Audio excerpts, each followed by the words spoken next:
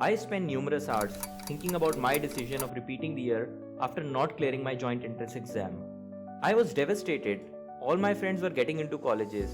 Heck, even the colleges that I could easily get admitted to, I did not go. Even after being the class topper, I was the only one in the class who was left behind. I'm sure what I felt, many of you who are giving any entrance exams, whether engineering, medical, law, civil services or any other foreign university feel as well. But as I look back, I have no regrets. I now understand how repeating the year helped me build my personality over the years, and I can safely attribute it to my repeat year. Let me simplify and break it down for you into 7 reasons why dropping an year can be a boon. In this video, I will share with you what these 7 reasons are, why dropping an year can seem scary at first, but it can turn out to be a blessing only if you choose to look at it that way. I will also share with you how you can implement some of these learnings in your life. So let's get right to it. Lesson number 1, handling failures.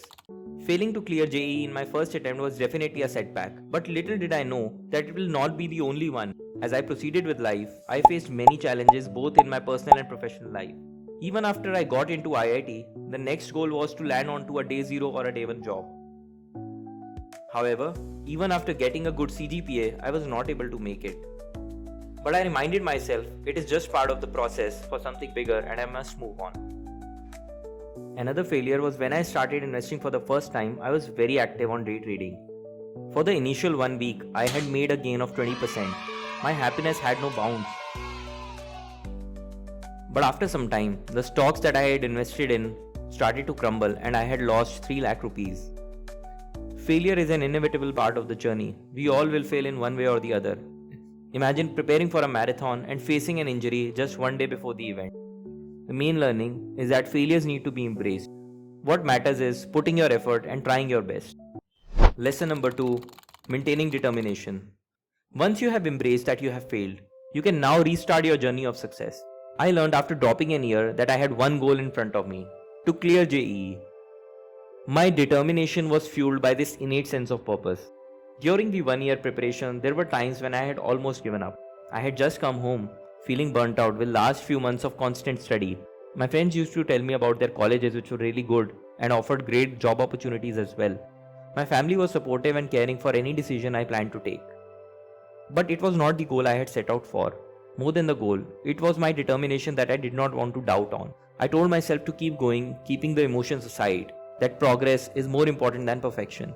There will be times when you will be pushed to choose between what you want and what is right for you. I believe in choosing the latter. If you look closely, you make these choices every day.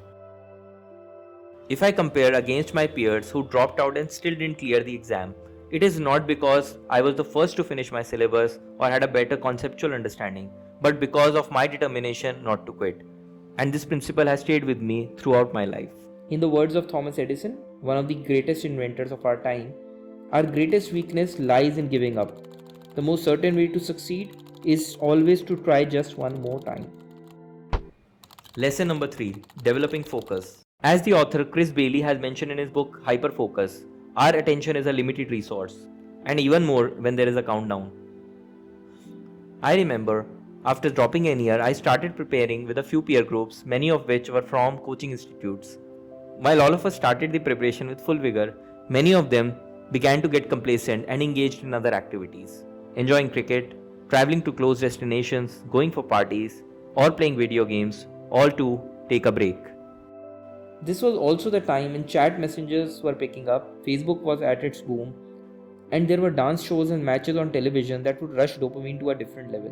While that is occasionally fine, one can never tell when that has become a subconscious habit or need, and then follows a righteous justification.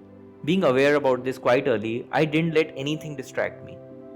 I was sometimes treated as the outcast of the group, but I did not let that get to me and focused on my exam. In Bruce Lee's famous words, the successful warrior is the average man with laser-like focus. What I did in my gap year has stayed with me till date. Whenever I pursue a task that requires my focus, I ensure that I let myself free from all the distractions. Lesson number 4, building self-discipline. We talked about determination and focus as imperative life traits, but they hold no worth without self-discipline. The former are what you imbibe, the latter is what you practice. Just like the exam date, there needs to be a timeline or timetable for anything that you sign up. Whether planning to buy the house of your dreams, or completing a task at work, or helping with a chore, one can prolong indefinitely without a timeline. Once we have a timeline, we can work backwards to build a plan. With plan comes execution, and with execution comes self-discipline. I remember my schedule quite well after dropping the year. I used to wake up at 4:30 am and go for a run with some yoga. Then I completed my morning routine, walked down 25 minutes to catch the bus for personalized coaching, and another 25 to reach the center. And after 6 hours of intensive study, I retraced my return journey. I washed up and then sat to study for the next 3 hours. After completing my dinner for the next 30 minutes, I sat again to study until midnight. Finally, I slept to repeat the cycle the next day.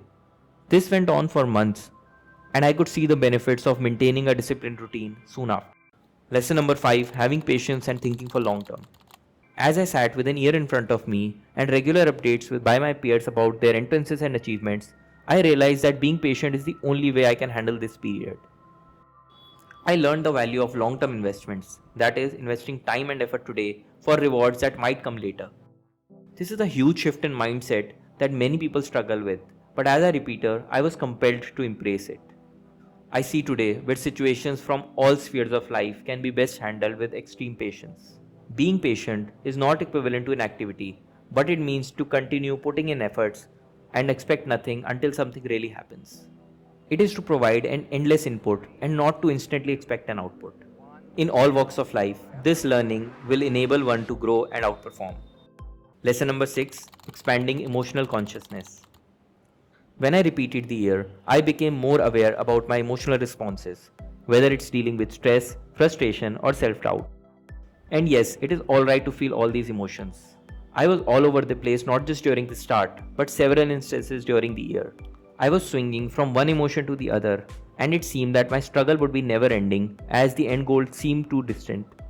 But over time, I learned how to stay calm under pressure, how to motivate myself when things weren't going well, and I kept going even when it felt tough.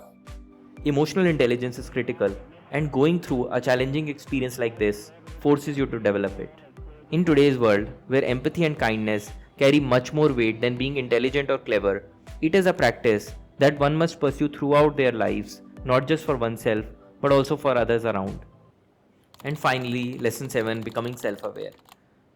Dropping an year did not just teach these 6 lessons, but a very important and abstract idea: becoming self-aware. I found ample time to introspect. By understanding where I fell short, I could explore how my mind worked, how I made choices, and how learning happened. An example of being self-aware is thinking about thinking and learning to learn. These notions, although abstract, are easy to understand and absorb when reflected upon mindfully. They teach you not what to think but how to think. With this learning, one can handle any situation, however tough, with extreme grace. One can learn to create structure around that which is unstructured, identify the approach to a solution rather than the solution itself. In today's time, those are limited but critical traits of not just success, but for happiness itself. Some of the tips that helped me ingrain these learnings in my life are: Number 1, meditate daily for 30 minutes, whether breathing exercises or any quiet mudra to tap into your inner peace. Number 2, keeping 30 minutes for the most entertaining activity that makes you forget any pressure. For me, it was always watching a sitcom with a well-deserved chocolate during these difficult times. Number 3, speaking to anyone for 30 minutes to share about your day, whether your parent or sibling or a friend. It can go a long way to stabilize your mind and keep calm. You can remember this by calling it a rule of 30. Thank you for watching this video. Do like, share and subscribe for future updates. See you next time.